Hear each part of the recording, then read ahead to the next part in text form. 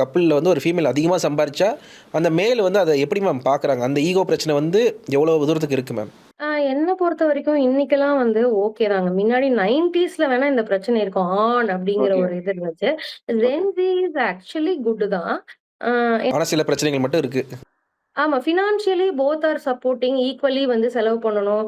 ஒரு ம். குழந்தை படிப்பாகட்டும், வீட்டு வாடகை ஆகட்டும், ஒரு இஎம்ஐ ஆகட்டும். They are sharing the both அந்த ரெஸ்பான்சிபிலிட்டி ஷேர் பண்ணிக்கிறாங்க. மொத்தமா வந்து ஓகே, ஜென்ஸிய நம்ம குறை சொல்றதுக்கு இல்ல. நல்ல விஷயங்கள் நெறைய ஓகே, இருக்குங்க. ஓகே நம்ம மேம். சமுதாயம் போட பிரஷர்னால தான் அவங்க தாங்க முடியாம இருக்காங்க. Okay, okay. மேம் இப்படி ரிலேஷன்ஷிப் கவுன்சிலிங் வராங்களா மேம்? இது தெரிஞ்சு வராங்களா? அண்ட் ம். ஆஃப்டர் கோவிட் மனநல ஆலோசகர்களுடைய விழிப்புணர்வு வந்து ஜாஸ்தியா இருக்கு. ஃபர்ஸ்ட் கவுன்சிலிங்ல வந்து நாங்க வந்து நல்லா உள்வாங்குவோம். லிசன் பண்ணுவோம். 2 ஓகே. பேருடைய உணர்வுகளையும் லிசன் பண்ணிட்டு, அது அந்த உணர்வுகள லிசன் பண்றதே இன்னைக்கு ஒரு வேகத்துல வந்து இன்னைக்கு ஒரு விஷயத்த சொல்றவங்க, 2 ம், நாள் கழிச்சு திருப்பி ஒரு சிட்டிங் வாங்கன்னு சொல்லும்போது, அந்த வேகம் கொஞ்சம் கம்மியா இருக்கும். அவங்க ம். பார்க்குற விதம் கம்மியா இருக்கும். அந்த ஓகே. பிரச்சனைய. ஸோ அது 2, 3 சிட்டிங் அவங்கள அப்சர்வ் பண்ணிட்டு, அதுக்கப்புறம் அட்வைஸ்ங்கிறது இன்னைக்கு யாருக்குமே செட் ஆகாதுங்க. உங்களுக்கும் யாரும் சரி, கேட்க மாட்றாங்க. எனக்கும் சரி. கேட்கவும் மாட்டாங்க, நம்ம பண்ணவும் கூடாது. ஆனா கைடன்ஸ் குடுக்கலாம். இப்படி இப்படி ஓகே, இருக்கலான்னு.